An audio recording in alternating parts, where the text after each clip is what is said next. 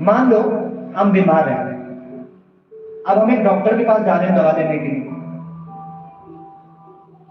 अब उसको हम जाकर बता रहे हैं कि डॉक्टर साहब हम बहुत बीमार हैं, बहुत दिनों से, कोई चंगियाई नहीं, कोई शिफा नहीं है, हम ठीक होना चाहते हैं, हमें ठीक करो।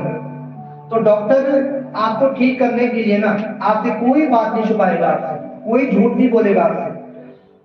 वो सबसे पहले आपको चेक करेगा, उसके बाद में आपकी सुनेगा, सुनने के बाद वो आपको आपकी बीमारी का कारण बताएगा कि ये बीमारी तुम्हारे ऊपर क्यों आई, कैसे पड़ी, किस वजह से आई। फिर वो बताएगा कि अगर इस बीमारी से छुटकारा चाहते हो तो तुम्हें कुछ चीजों का परहेज करना होगा, कुछ बातों का परहेज करना होगा। मैं आपको पूरा इशारा दूंगा। हाँ, हम डॉक्टर के पास जाएंगे, उसके बाद में वो आपको मेडिसिन देगा। अब जो लोग समझ रहे हैं वो हंस रहे हैं, क्योंकि उनको अच्छी तरह समझ आ रही है, और जो नहीं समझे वो मुझे घूर रहे हैं। जब आप डॉक्टर के पास जाओगे ना, समझ गए? हाँ जी। डॉक्टर के पास जाओगे, आप उनको बताओगे कि मुझे बीमारी लग गई, मुझे ठीक होना है।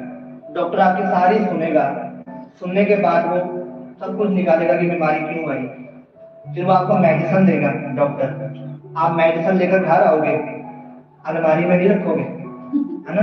आप मेडिसिन लेकर घर आओगे, आप मेडिसिन खाओगे, 2 दिन खाओगे, 3 दिन खाओगे, या 1 हफ्ता खाओगे। 1 हफ्ते बाद आप फिर डॉक्टर के पास जाओगे, आप उसे जाके बताओगे कि डॉक्टर साहब जो मेडिसिन आपने मुझे दी थी वो मेडिसिन मैंने खाई लेकिन मुझे आराम नहीं आया,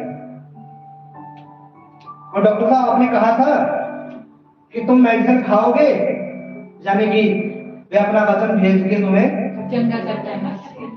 मैं तेरा इलाज करने वाला परमेश्वर, मैं तुझे चंगा करने वाला परमेश्वर। और डॉक्टर साहब ने तुम्हें दवाई खाई, मुझे आराम नहीं आया। डॉक्टर हैरान। अब डॉक्टर आपसे पूछेगा, अच्छा दवाई दिखाओ, आपसे दवाई दिखाओगे, जैसा कि मैं अपना वचन भेज के तुम्हें चंगा करता है। हाँ, दवाई तो ठीक है। अब डॉक्टर तुम्हें कहेगा कि तुमने वो परहेज किया, खट्टी चीजें, तली हुई चीजें बंद की तुमने? आप कहोगे नहीं भाजी, वो ना खाई हो जाती है, बड़ी कोशिश की थी मैं वो चीज तो दूर हटन दी, पर खाई हो जाती है। तो डॉक्टर तुम्हें कहेगा कि फिर दवा का कोई दोष नहीं है, दोष किसका है? तुम्हारा है। जब तक तुम परहेज नहीं करोगे तब तक तुम ठीक नहीं होगे, तुम्हें चंगियाई नहीं मिलेगी, तुम्हें शिफा नहीं मिलेगी। अब वो परहेज उसी प्रकार से, अब हमारा स्वर्गीय डॉक्टर भी है, वो भी तुम्हें परहेज बताएगा कि अगर तुम चंगियाई चाहते हो, अगर तुम आशीष चाहते हो तो पाप से दूर रहो, परहेज करना, थोड़ा पराई स्त्री से परहेज करना, गर्लफ्रेंड से परहेज रखना, थोड़ा चोरी से, झूठ से, व्यभिचार से परहेज रखना थोड़ा, तब तुम्हें हाँ चुंगी परहेज रखना थोड़ा सा है, लालच से परहेज रखना थोड़ा। अब अगर ये चीजें तुम्हारे अंदर है तो दवा काम नहीं करेगी। और अगर तुम इस चीज को अपने अंदर से निकाल दोगे तो दवा काम करेगी, तब करेगी। अब बताओ,